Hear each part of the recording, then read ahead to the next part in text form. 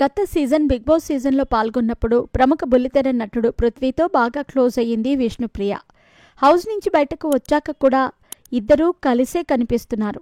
అయితే తాజాగా ఓ ఇంటర్వ్యూకి హాజరైన విష్ణుప్రియ తన రిలేషన్షిప్పై క్లారిటీ ఇచ్చింది.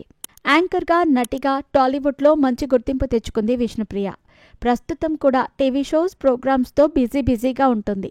ముఖ్యంగా గతేడాది బిగ్ బాస్ సీజన్ తర్వాత ఈ అమ్మడు క్రేజ్ అమాంతం పెరిగిపోయింది.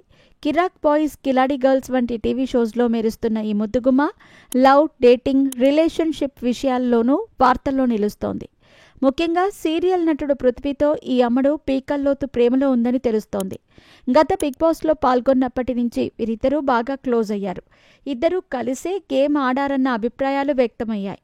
ఇక బిగ్ బాస్ హౌస్ నుంచి బయటకు వచ్చాక కూడా జంటగానే కనిపిస్తున్నారు ఈ లవ్ బర్డ్స్.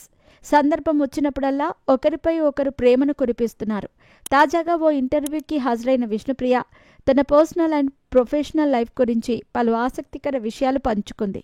అలాగే పృథ్వీతో రిలేషన్షిప్పై ఓపెన్గా మాట్లాడేసింది. పృథ్వీ నాకు మంచి ఫ్రెండ్ అంతే, అయితే అతనితో మంచి బాండింగ్ ఉంది. పృథ్వీ పక్కనుంటే నేను హ్యాపీగానే ఉంటాను. పృథ్వీ కోసమే కిరాక్ బాయ్స్, కిలాడి గర్ల్స్ టీవీ షోకి మళ్ళీ వచ్చాను. ఇప్పుడైతే హ్యాపీగానే ఉన్నా. ఒకవేళ అతను లవ్ అనే టాపిక్తో వస్తే అప్పుడు ఆలోచిస్తాను.